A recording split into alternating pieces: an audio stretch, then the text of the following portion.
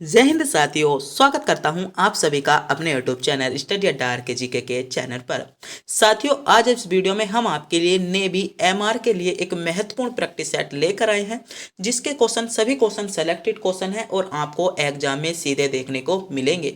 तो आज जो हम क्वेश्चन संख्या लेकर आए हैं, 25 क्वेश्चन हम जीएस के कवर करने वाले हैं और जो 12 क्वेश्चन आपके साइंस के पूछे जाते हैं, सभी क्वेश्चनों को कवर करने वाले हैं।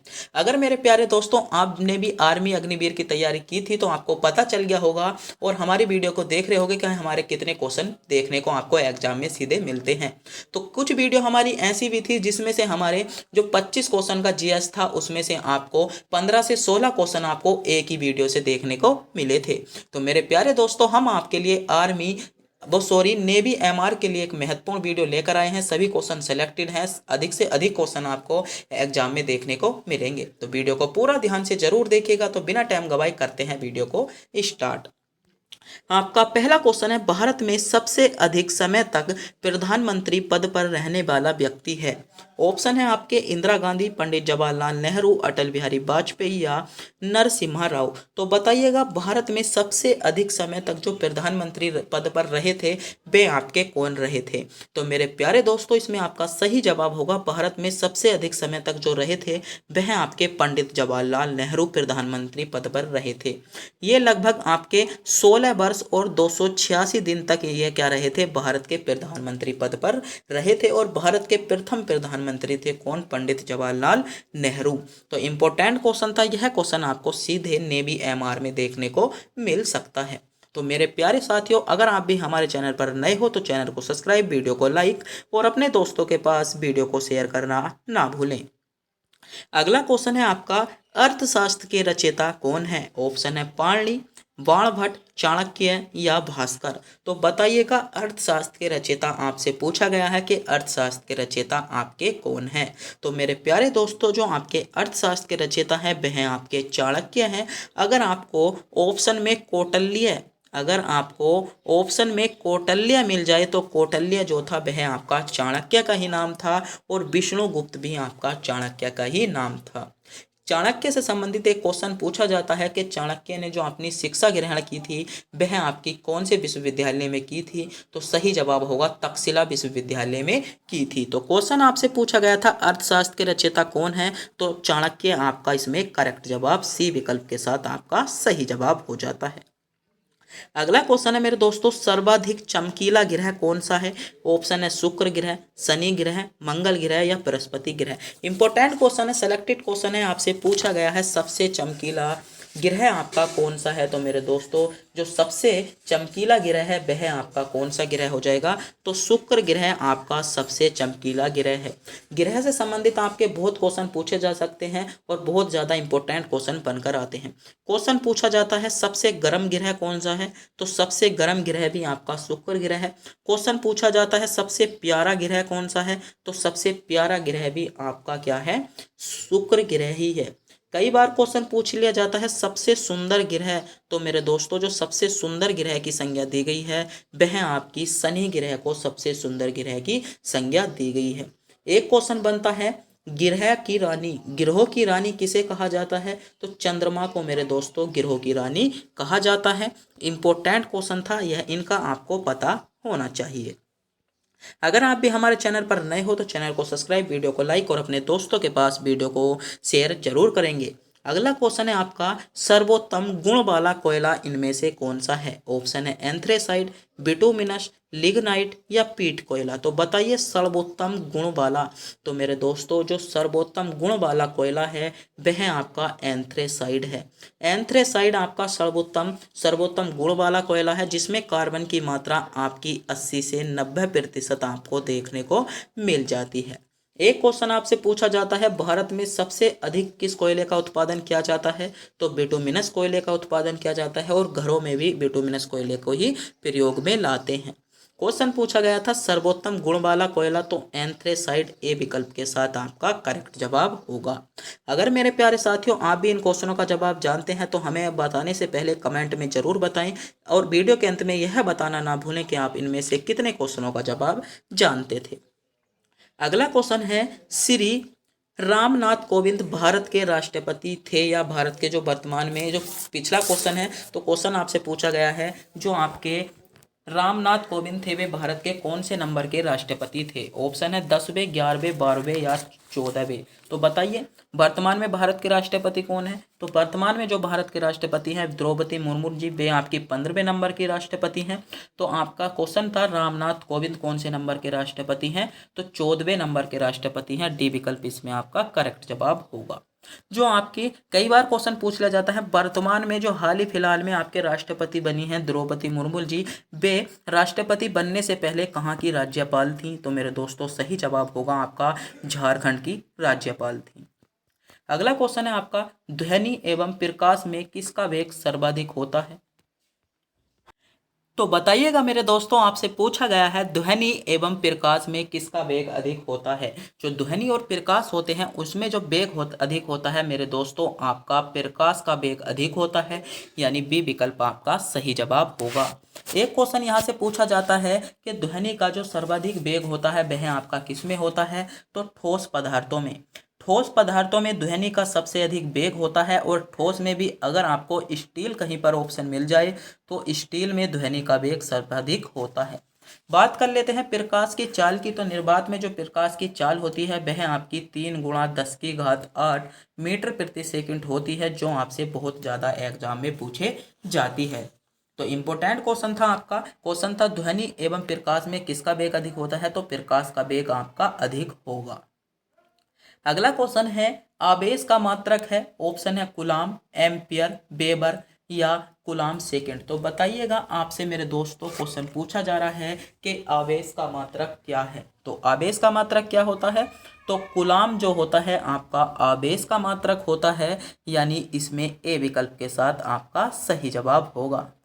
अगला क्वेश्चन है आपका किस राज्य की सीमा चीन से जुड़ी हुई है। ऑप्शन है मणिपुर की, नागालैंड की, असम की या अरुणाचल प्रदेश की। तो बताइएगा, सोचिएगा, समझिएगा, थोड़े से भारत के मैप पर जाइएगा और कमेंट में हमें को बताइएगा कि ऐसा भारत का कौन सा राज्य है जो आपको विकल्पों में दिया गया है जिसकी सीमा आपकी चीन से जुड़ी हुई है। इंपॉर्टेंट क्वेश्चन है नेवी के लिए, ये नेवी में आपसे क्वेश्चन सीधा देखने को मिलेगा। तो बताइएगा किस राज्य की सीमा चीन के किस राज्य की सीमा चीन देश से लगती है।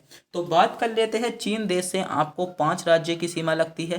पहला हो जाएगा आपका जम्मू कश्मीर, दूसरा हो जाता है आपका हिमाचल प्रदेश HP, तीसरा हो जाएगा आपका UK यानी उत्तराखंड, चौथा हो जाता है आपका सिक्किम, और पांचवा आपका कौन सा हो जाएगा, अरुणाचल प्रदेश, जो आपको ऑप्शन डी में दिया गया है। क्वेश्चन पूछा गया था कि किस राज्य की सीमा चीन से लगती है, तो अरुणाचल प्रदेश की सीमा आपकी चीन से आपको देखने को मिल जाएगी। अगला क्वेश्चन है आपका कितने वर्ष में के पश्चात राष्ट्रीय जनगणना होती है। ऑप्शन है 10 वर्ष, 5 वर्ष, 3 वर्ष या 25 वर्ष। तो कितने वर्षों के बाद आपकी जो होती है राष्ट्रीय जनगणना होती है। तो मेरे दोस्तों सही जवाब होगा जो आपकी राष्ट्रीय जनगणना होती है वह आपकी 10 वर्षों में होती है। कितने वर्षों में, राष्ट्रीय जनगणना आपकी 10 वर्षों में होती है।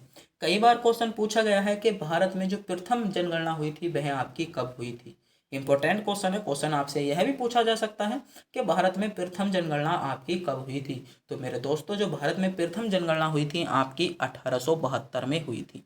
एक क्वेश्चन ऐसे भी बनता है कि भारत में नियमित जनगणना कब हुई थी। तो नियमित जनगणना आपकी 1881 में और प्रथम जनगणना आपकी 1872 में हुई थी। बात कर लेते हैं लास्ट जनगणना की, तो वह आपकी 2011 में हुई है। जो आपकी कौन सी जनगणना थी, तो 15वीं जनगणना थी। कौन सी जनगणना थी, 15वीं थी, और स्वतंत्रता के बाद आपकी 7वीं जनगणना थी। अगला क्वेश्चन है आपकी स्क्रीन पर आ चुका है, सेलेक्टेड क्वेश्चन है, इंपॉर्टेंट क्वेश्चन है कि गायत्री मंत्र किस पुस्तक से लिया गया है। ऑप्शन है आपके ऋग्वेद से, सामवेद से, यजुर्वेद से या अर्थवेद से। विकल्प आपके सामने शो हो रहे हैं, क्वेश्चन भी आपके सामने शो हो रहा है। इंपॉर्टेंट क्वेश्चन है आपके लिए कि गायत्री मंत्र का जो पुस्तक ली गई है, जो गायत्री मंत्र लिए गए हैं किस पुस्तक से लिए गए हैं। बहुत ज़्यादा एग्जाम में आपको यह क्वेश्चन देखने को मिलता है। तो गायत्री मंत्र बताइए मेरे दोस्तों किस पुस्तक से लिए गए हैं। तो आपका सही जवाब होगा गायत्री मंत्र आपके ऋग्वेद से लिए गए हैं। कहाँ से लिए गए हैं, ऋग्वेद। इसमें आपका ए विकल्प के साथ आपका सही जवाब होगा। वेदों से संबंधित कई क्वेश्चन आपसे पूछे जा सकते हैं। जैसे नेवी के लिए इंपॉर्टेंट क्वेश्चन है कि वेदों में सबसे प्राचीन वेद कौन सा है। वेदों में जो सबसे प्राचीन वेद है आपका कौन सा है। तो मेरे दोस्तों ऋग्वेद वेदों में सबसे प्राचीन वेद है। यह क्वेश्चन आपसे पूछा गया। एक क्वेश्चन बहुत ज्यादा एसएससी जीडी में आपसे पूछा जा रहा था कि संगीतों का वेद किसे कहा जाता है। जो आपका संगीतों का निर्माण हुआ था वह आपका कौन सा वेदों से हुआ था। यह क्वेश्चन 2024 में जो एसएससी जीडी के पेपर हुए हैं उनमें भर भर के क्वेश्चन पूछा गया था। हर तीसरी चौथी शिफ्ट में यह क्वेश्चन पूछा जा रहा था कि संगीतों का वेद किसे कहते हैं। तो मेरे दोस्तों सामवेद को कहते हैं। मैं मानता हूं कि आपसे भी किसी ना किसी शिफ्ट में यह क्वेश्चन आपको देखने को मिल जाएगा कि संगीतों का वेद किसको कहा जाता है। अगला क्वेश्चन है आपका, उत्तर प्रदेश मुख्यमंत्री की नियुक्ति कौन करता है। ऑप्शन है प्रधानमंत्री, संसद, मुख्य न्यायाधीश या राज्यपाल। तो बताइएगा, इंपॉर्टेंट क्वेश्चन है कि उत्तर प्रदेश जो आपके मुख्यमंत्री की नियुक्ति करता है कौन करता है। तो उत्तर प्रदेश जो मेरे दोस्तों आपके मुख्यमंत्री की नियुक्ति करता है कौन करता है। तो सही जवाब होगा राज्यपाल आपका उत्तर प्रदेश में मुख्यमंत्री की नियुक्ति करता है। बात करते हैं वर्तमान में जो उत्तर प्रदेश के मुख्यमंत्री हैं कौन है। तो वर्तमान में योगी आदित्यनाथ। कौन है? योगी जी। योगी आदित्यनाथ जो है वे वर्तमान में क्या है, उत्तर प्रदेश के मुख्यमंत्री हैं। बात कर लेते हैं उत्तर प्रदेश के वर्तमान में राज्यपाल कौन है। तो राज्यपाल कौन है? तो आनंदीबेन पटेल। आनंदीबेन पटेल जो है वर्तमान में क्या है, भारत की राज्यपाल हैं। तो दोनों क्वेश्चन इंपॉर्टेंट है। क्वेश्चन पूछा गया था उत्तर प्रदेश में मुख्यमंत्री की नियुक्ति कौन करता है। तो उत्तर प्रदेश में राज्यपाल नियुक्ति करता है। और वर्तमान में राज्यपाल कौन है? तो आनंदीबेन पटेल हैं। और उत्तर प्रदेश के सीएम यानी मुख्यमंत्री कौन है? तो योगी आदित्यनाथ आपके मुख्यमंत्री हैं। अगला क्वेश्चन है आपका, इंपॉर्टेंट क्वेश्चन है, पृथ्वी सूर्य के सबसे नजदीक निम्नलिखित में से किस समय आती है। ऑप्शन है 22 मार्च को, 21 जून को, 4 जनवरी को या 4 जुलाई को। तो बताइए। तो मेरे दोस्तों जो पृथ्वी सूर्य के सबसे नज़दीक आती है वह आपकी 4 जुलाई को आती है, जिसको 4 जनवरी को आती है, जिसकी न्यूनतम जो दूरी हो जाती है वह आपकी 14.2 करोड़ किलोमीटर आपकी न्यूनतम दूरी हो जाती है। बात कर लेते हैं कि नज़दीक आती है मगर सबसे दूर भी तो जाती होगी। तो मेरे दोस्तों जो पृथ्वी सबसे सूर्य से जो सबसे दूर चली जाती है 4 जुलाई को चली जाती है, जिसकी जो दूरी हो जाती है 15.2 करोड़ क्या हो जाती है, किलोमीटर दूरी इनके बीच की हो जाती है। तो इंपॉर्टेंट क्वेश्चन था पृथ्वी सूर्य के नज़दीक कब आती है। तो 4 जनवरी को, कभी कभी ऑप्शन आपको 3 जनवरी भी मिल सकता है। अगला क्वेश्चन है आपका, विटामिन ए की कमी से कौन सा रोग होता है। इंपॉर्टेंट क्वेश्चन है, 3 स्टार इस क्वेश्चन को दूंगा। इस क्वेश्चन को आपको सीधे एग्जाम में पूछे जाने की संभावना है। ऑप्शन है बेरी-बेरा रोग, स्क्वीज, रतौंधी या रिटेक्स। बताइएगा विटामिन ए की कमी के कारण होने वाला रोग। इंपॉर्टेंट क्वेश्चन है, सेलेक्टेड क्वेश्चन है, आर्मी एमआर में सीधा क्वेश्चन आपको देखने को मिलने वाला है कि विटामिन ए की कमी से होने वाला रोग कौन सा है। तो मेरे प्यारे दोस्तों जो विटामिन ए की कमी से होने वाला रोग है वह है आपका रतौंधी। रतौंधी रोग आपका विटामिन ए की कमी के कारण होता है। बात कर लेते हैं विटामिन बी की कमी के कारण कौन सा होता है। तो बेरी बेरी रोग। जो बेरी बेरी रोग बहुत ज़्यादा एग्जाम में पूछा जाता है, कौन से विटामिन की कमी के कारण होता है। तो विटामिन बी की कमी के कारण होता है। इसके बीच कौन सी विटामिन की कमी के कारण होता है। विटामिन सी की कमी के कारण होता है। कई बार क्वेश्चन पूछा जाता है चिड़चिड़ापन, जो चिड़चिड़ापन होता है वह आपका कौन सी विटामिन के कारण होता है। तो विटामिन सी के कारण ही आपका चिड़चिड़ापन होता है। बेरी बेरा रोग विटामिन बी की कमी के कारण होता है। और रतौंधी रोग विटामिन ए की कमी के कारण आपका रतौंधी रोग होता है। कई बार आपसे क्वेश्चन पूछा गया है कि आपका जो विटामिन डी के कारण कौन सा रोग होता है। तो मेरे दोस्तों जो विटामिन डी के कारण जो आपका कमज़ोर होते हैं, जो आपके कमजोरी सी महसूस होती है विटामिन डी के कारण आपकी होती है। अगला क्वेश्चन है, चालक तार की लंबाई बढ़ाने पर तार का प्रतिरोध घटता है, बढ़ता है, परिवर्तित रहता है या इनमें से कोई नहीं। अगर आपने कक्षा 10 ध्यान से पढ़ी है तो यह क्वेश्चन कक्षा 10 में आपको जो आपका ओम के नियम वाला चैप्टर था उसमें आपको बहुत ज़्यादा क्वेश्चन पूछा जाता था और टीचर्स भी इस क्वेश्चन को बहुत ज़्यादा पूछते थे कि अगर हम किसी चालक की लंबाई बढ़ा दें तो उसका प्रतिरोध क्या होगा, उसके प्रतिरोध घट जाएगा, बढ़ जाएगा, क्या होगा। कक्षा 10 में बहुत ज़्यादा क्वेश्चन पूछा जाता है। मैं मानता हूँ अगर आप कक्षा 10 ध्यान से पढ़ी है तो अगर नहीं पढ़ी है तो हम बता देते हैं कि किसी चालक का तार की अगर लंबाई बढ़ा दें तो उसकी जो तार की जो आपका प्रतिरोध होगा वह आपका क्या होगा, बढ़ जाएगा। यानी विकल्प बी के साथ आपका सही जवाब निकल कर आता है। जिन भी मेरे देश के नेवी एमआर के नौजवानों ने विकल्प बी को चुना है, बिल्कुल सही चुना है। विकल्प बी आपका इसमें करेक्ट जवाब बिल्कुल निकल कर आता है। अगला क्वेश्चन है आपका, ट्रांसफार्मर का प्रयोग किस धारा में किया जाता है? ऑप्शन है केवल दिष्ट धारा में, केवल प्रत्यावर्ती धारा में, दोनों में, या इनमें से कोई नहीं। बताइए ट्रांसफार्मर जो आपके लगे होते हैं उनका जो प्रयोग किया जाता है मेरे दोस्तों, वह आपका केवल प्रत्यावर्ती धारा में ट्रांसफार्मर का प्रयोग करते हैं। एक क्वेश्चन, बहुत ज्यादा क्वेश्चन पूछा जाता है विद्युत मोटर से संबंधित कि विद्युत मोटर यांत्रिक ऊर्जा को, कई बार क्वेश्चन पूछा गया है विद्युत ऊर्जा को यांत्रिक ऊर्जा में कौन परिवर्तित करता है? तो विद्युत मोटर करती है। और यांत्रिक ऊर्जा को जो विद्युत ऊर्जा में परिवर्तित करता है वह आपका कौन करता है? डायनामो करता है। दो क्वेश्चन इंपॉर्टेंट थे जो आपसे एग्जाम में सीधे देखने को मिलते हैं। अगला क्वेश्चन है, सबसे अधिक उपग्रह किस ग्रह के हैं? इंपॉर्टेंट क्वेश्चन है कि सबसे अधिक ग्रह आपके किस ग्रह के हैं? ऑप्शन है शनि के, शुक्र के, बृहस्पति के, या मंगल के। तो बताइए सबसे अधिक ग्रह मेरे दोस्तों आपसे पूछे गए हैं, तो सबसे अधिक ग्रह किस ग्रह के हैं? तो बृहस्पति ग्रह के। बृहस्पति ग्रह के कितने ग्रह हैं? तो बृहस्पति ग्रह जो है इसके कितने ग्रह हैं? आपके 95 हैं। और शुक्र ग्रह के कितने ग्रह हैं? आपके जो शनि ग्रह है इसके आपके 146 ग्रह हैं, तो उपग्रह हैं, सॉरी। तो क्वेश्चन आपसे पूछा गया था सबसे अधिक उपग्रह किसके हैं? तो शनि ग्रह के जो हैं सबसे अधिक उपग्रह हैं। और एक ऐसा क्वेश्चन पूछा जाता है कि ग्रह जो है उपग्रह कौन से ग्रह के नहीं है? तो बुध ग्रह के क्या है? उपग्रह नहीं है। और पृथ्वी का जो उपग्रह है कौन सा है? तो चंद्रमा आपका पृथ्वी का उपग्रह है।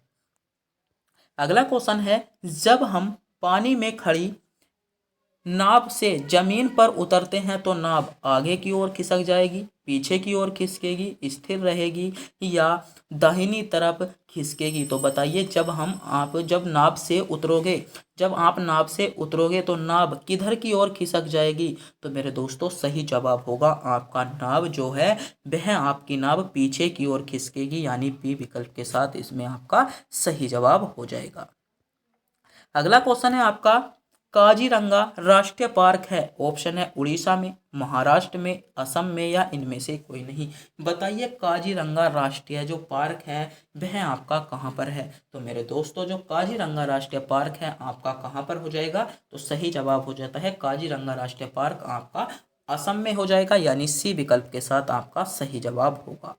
अगला क्वेश्चन आपसे पूछा गया है, भारत के राज चिन्ह में प्रयुक्त होने वाले शब्द सत्यमेव जयते किस उपनिषद से लिए गए हैं? तो भारत में जो राज के चिन्ह में प्रयुक्त होने वाले जो शब्द हैं सत्यमेव जयते वह आपके किस उपनिषद से लिए गए हैं? तो सही जवाब होगा आपका मुंडकोप उपनिषद से लिए गए हैं, यानी विकल्प बी के साथ आपका करेक्ट जवाब होने वाला है। अगला क्वेश्चन है आपका, राणा प्रताप सागर संबंधित है, ऑप्शन है सौर ऊर्जा से, सिंचाई से, नाभिकीय ऊर्जा से, या जल विद्युत से? तो बताइएगा राणा प्रताप सागर संबंधित है। तो मेरे दोस्तों जो राणा प्रताप सागर संबंधित है वह आपका सौर ऊर्जा से संबंधित है, यानी ए विकल्प की ओर जा रहे सभी बच्चों का जवाब बिल्कुल करेक्ट जवाब हो जाता है। अगला क्वेश्चन है आपका, पृथ्वी और सूर्य के बीच अधिकतम दूरी कब होती है? तो क्वेश्चन बता दिया था 4 जुलाई को आपको सबसे अधिक दूरी होती है।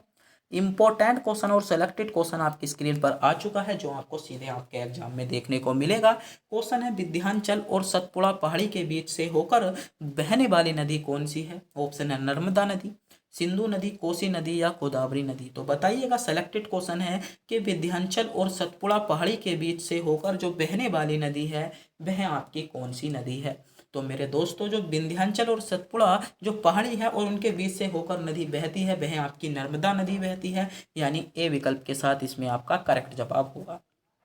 एक क्वेश्चन पूछा जाता है कि नर्मदा नदी को किस और नदी के नाम से जानते हैं? तो रेवा नदी के नाम से हम नर्मदा नदी को जानते हैं। और कान्हा राष्ट्रीय उद्यान जो है वह आपका नर्मदा नदी पर ही स्थित है। क्वेश्चन पूछा जाता है जबलपुर किस नदी के किनारे पर है? तो जबलपुर भी मेरे दोस्तों आपका नर्मदा नदी के किनारे पर ही स्थित है।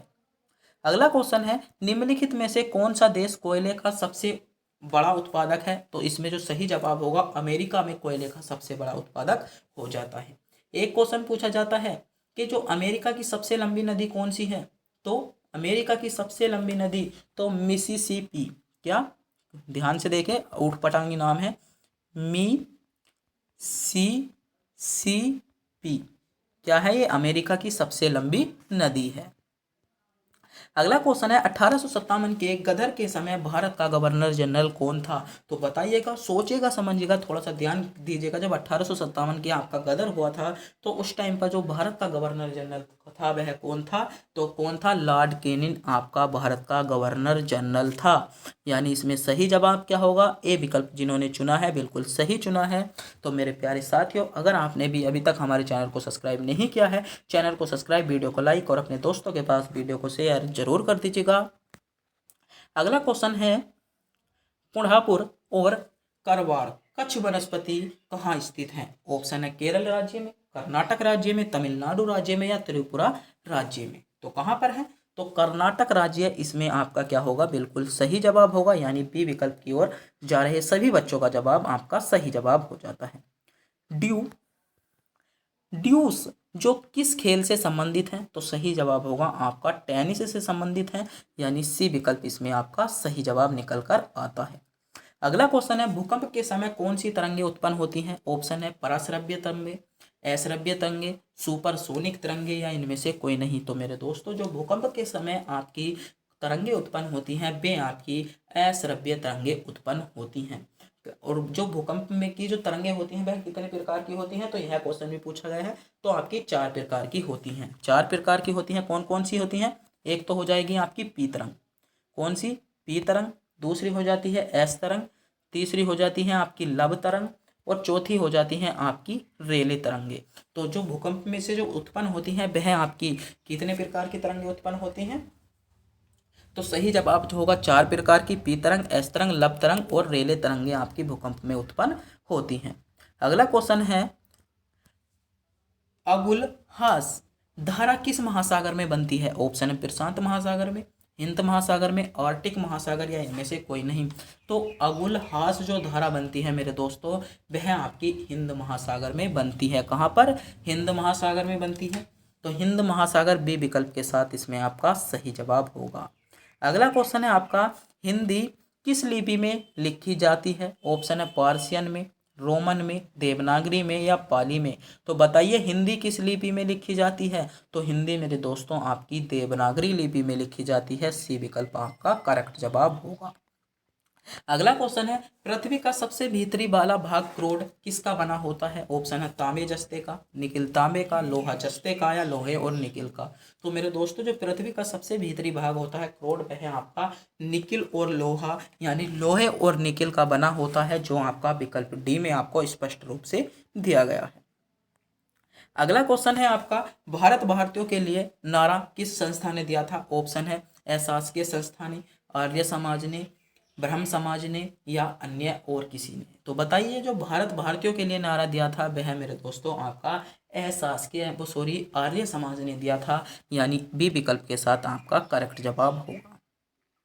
अगला क्वेश्चन है आपका इंडिया बीस फ्रेंड नामक किताब के लेखक कौन है, ऑप्शन है बाण भट्ट, बी एस नाई पटलाकर, मौलाना अबुल कलाम आज़ाद या इनमें से कोई नहीं। तो कौन है, तो मौलाना अबुल कलाम आज़ाद इसमें सी विकल्प के साथ आपका सही जवाब होगा। अगला क्वेश्चन है बेसबॉल खेल की एक टीम में कितने खिलाड़ी होते हैं, ऑप्शन है 11 खिलाड़ी, 5 खिलाड़ी, 6 खिलाड़ी या 9 खिलाड़ी। तो जो बेस खेल की जो एक टीम होती है मेरे दोस्तों उसमें आपके 9 खिलाड़ी होते हैं। यानी इसमें डी विकल्प के साथ आपका करेक्ट जवाब होगा। अगला क्वेश्चन है इंपॉर्टेंट क्वेश्चन है, सेलेक्टेड क्वेश्चन है, इस क्वेश्चन को बताऊंगा। भारत सरकार की 8वीं पंचवर्षीय योजना का कार्यकाल था, ऑप्शन है जो 1980 से 1985, 1997 से 2002, 1992 से 1997 या 2002 से 2007। तो बताइए भारत सरकार की जो 8वीं पंचवर्षीय योजना थी और उसका जो कार्यकाल था मेरे दोस्तों वह आपका 1992 से 1997 तक था। यानी सी विकल्प इसमें आपका सही जवाब होगा। कई बार क्वेश्चन पूछा गया है कि 8वीं पंचवर्षीय योजना के समय जो भारत के प्रधानमंत्री थे कौन थे, तो सही जवाब होगा पीवी नरसिम्हा राव जो थे भारत के प्रधानमंत्री थे। अरे क्वेश्चन बहुत पूछा जाता है कि गरीबी हटाओ का नारा कौन सी पंचवर्षीय योजना में दिया था, तो छठी पंचवर्षीय योजना में आपका गरीबी हटाओ का नारा आपको दिया गया था। दिलीप ट्रॉफी किस खेल से संबंधित है, तो क्रिकेट से संबंधित है। सी विकल्प इसमें आपका करेक्ट जवाब होगा। अगला क्वेश्चन है अधिकार दिवस किस दिन मनाया जाता है, 1 दिसंबर, 10 दिसंबर, 8 मार्च या इनमें से कोई नहीं। तो बताइए अधिकार दिवस, तो मेरे दोस्तों जो अधिकार दिवस बनाया जाता है आपका 10 दिसंबर को बनाया जाता है, और 8 मार्च को क्या बनाया जाता है, तो मेरे दोस्तों आपको 8 मार्च को अंतर्राष्ट्रीय महिला दिवस के रूप में बनाया जाता है। अगला क्वेश्चन है किस देश का राष्ट्रीय ध्वज चतुर्भुज के आकार का नहीं है, तो सही जवाब होगा नेपाल का राष्ट्रीय ध्वज जो है वह आपका चतुर्भुज के आकार का नहीं है। अगला क्वेश्चन है भारत में मुख्य न्यायाधीश की नियुक्ति कौन करता है, तो भारत में जो मुख्य न्यायाधीश की नियुक्ति करता है वह आपका कौन करता है, तो राष्ट्रपति भारत में क्या करता है, मुख्य न्यायाधीश की नियुक्ति करता है। तो बताइएगा भारत में जो वर्तमान में राष्ट्रपति हैं द्रौपदी मुर्मू जी, वह आपकी कौन से नंबर की राष्ट्रपति हैं। यह क्वेश्चन हम आपको टेस्ट के रूप में देते हैं कि भारत में जो वर्तमान में जो राष्ट्रपति हैं, जो पहले आपकी झारखंड की राज्यपाल रही थी और बाद में 25 जुलाई 2022 को इन्होंने राष्ट्रपति की शपथ ग्रहण कर ली थी, कौन से राष्ट्रपति के रूप में शपथ ग्रहण की थी, यह क्वेश्चन आपको कमेंट बॉक्स में बताना होगा। तो मेरे प्यारे दोस्तों आज की वीडियो आपकी नेवी एमआर के लिए सिलेक्टेड वीडियो थी, जिसमें हमने जीके और साइंस के पोर्शन को कवर किया है और सभी क्वेश्चन सेलेक्टेड थे जो आपको एग्जाम में सीधे देखने को मिलेंगे। तो हमारी वीडियो रोज पाने के लिए हमारे चैनल को सब्सक्राइब, वीडियो को लाइक और अपने दोस्तों के पास वीडियो को शेयर करना ना भूलें। तब तक के लिए मिलते हैं अगली वीडियो में।